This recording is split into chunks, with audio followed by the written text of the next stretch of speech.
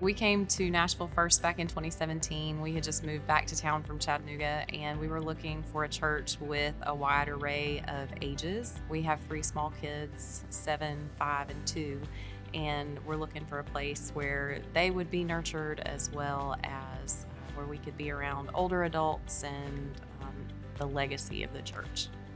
With so many generational families who've come and been here and set forth good examples from great-grandparents down to grandchildren, it gives us hope that there's consistent members here who will help us in nurturing them towards the Lord.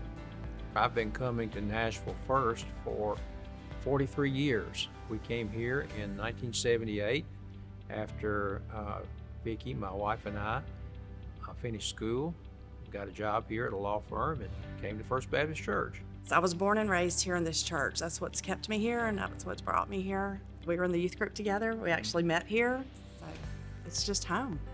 And I came in 1978. My dad was actually called on staff here then, going into 9th grade. So yeah, the youth group connection was pretty strong there. I have a mother here who is 86 years old, and my kids go here. It's just a mixture of people that's just beautiful from all parts of Nashville. You're not just with your neighborhood, you're with people from all over town. So that's what I've really enjoyed about it. The ministry of Nashville First has impacted our lives probably the most because of our children. We have a wonderful children's minister here, and they are excited to come to church.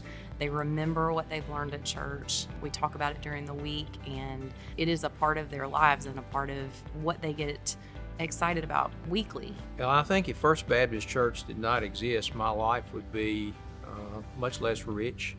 It's provided a great avenue for not only fellowship, but also for service.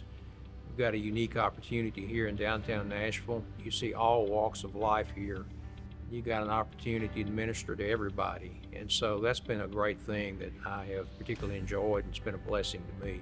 Our best friends, some of our young married friends that we met right after we were married, are still our friends today. And throughout that whole journey, we've been able to keep and grow our community of faith in those relationships. It's hard for me to think about my life without the impact of Nashville First on it, because it's just that much a part of it.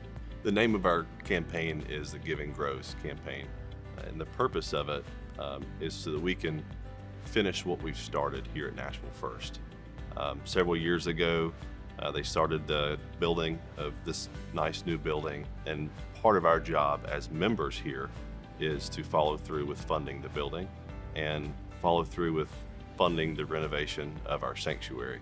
I've had a couple of men here at our church, particularly when I was many years ago, kind of gave me their tithing testimonies and what giving had meant to them and how it had really revolutionized their lives, and how if you take God at His word in that, it can be a great blessing to you. And that's been the case in my family. We have given, and we've seen growth from it in all aspects of life. So I think it's true.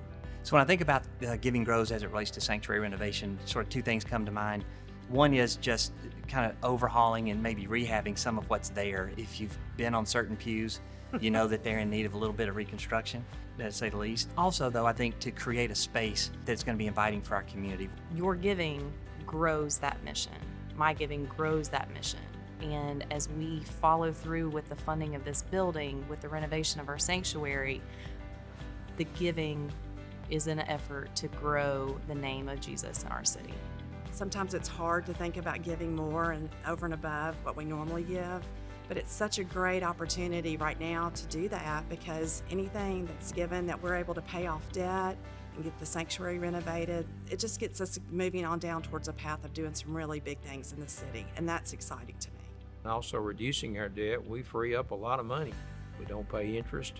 It pays big dividends down the road, so it's really a big thing if we can be successful in this campaign. For me, it really is just nothing more than just giving back, from the many blessings that we have in our life, and it's time, talent, and treasure. The Bible has always called Christians to be sacrificial.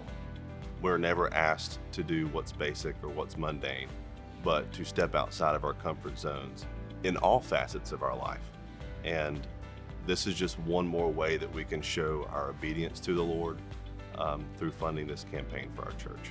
This is a real opportunity for us to come together as a church and do what's necessary to undergird our ministries here.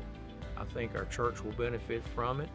It's going to take all of us to do it and to pull together with this. It can be a great unifier for our church, I believe. I think there's something for everybody here, and I hope we all join in.